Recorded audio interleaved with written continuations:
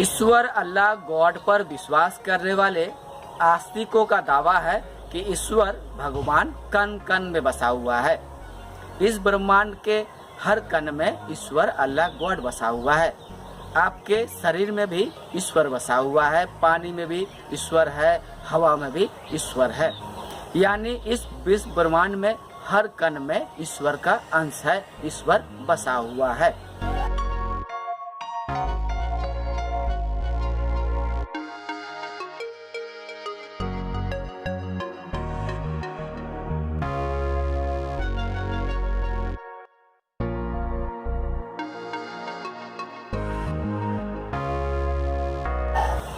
सवाल है, अगर ईश्वर कण कण में बसा हुआ है, हम में ईश्वर बसा हुआ है, मुझ में ईश्वर बसा हुआ है, तो क्यों हम सब आस्तिक नहीं बन गए?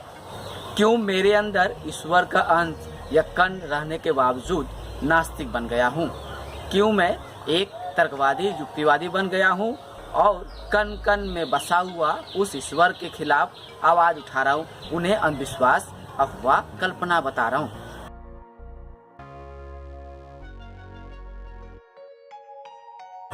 अगर ईश्वर कण कण में बसा हुआ है, हमारे शरीर में बसा हुआ है, तो ईश्वर के नाम पे, अल्लाह के नाम पे, भगवान के नाम पे इतने धर्म क्यों?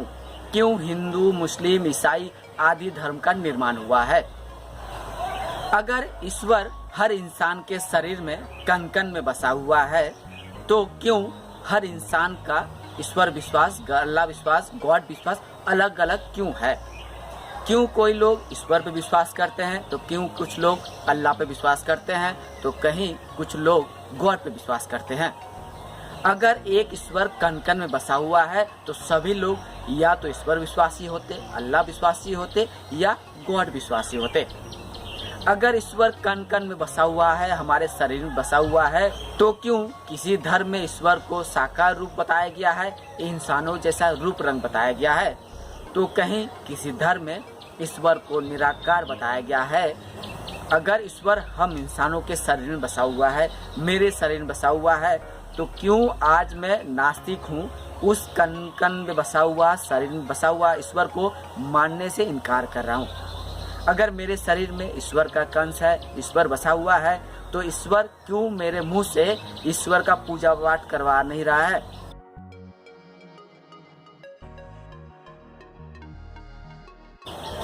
अगर ईश्वर कण कण में बसा होता, हमारे शरीर में बसा होता, तो क्यों हमें मृत्यु भय होते रहता है?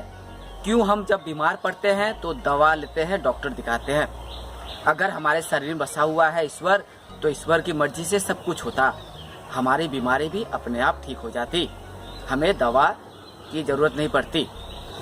अगर कण कण में बसा हुआ ईश्वर, अल्लाह, गॉड हमारे शरीर में भी बसा हुआ है, तो हमें कुछ करने की जरूरत नहीं है, हमें बैठे बैठे सब कुछ मिल जाएगा, ज्ञान विज्ञान सब कुछ प्राप्त हो जाएगा, हमें नौकरी मिल जाएगी, हमें डिग्री मिल जाएगी, हमें पैसा भी मिल जाएगा, हमें रोटी भी मिल जाएगी। अगर ईश्वर हमारे शरीर में बसा हुआ है, तो ईश्वर की मर्जी से सब कुछ होना चाहिए था, लेकिन वास्तव में देखा जाता है कि कण कण में बसा हुआ ईश्वर को ठुकरा कर कुछ इंसान नास्तिक बनते जा रहे, कुछ इंसान ईश्वर को मानने से इनकार कर रहे। जैसे मेरे जैसे नास्तिक, तर्कवादी, विज्ञानवादी आज नास्तिक बने हुए हैं और ईश्वर को अंधविश्वास, कल्पना बता रहे हैं।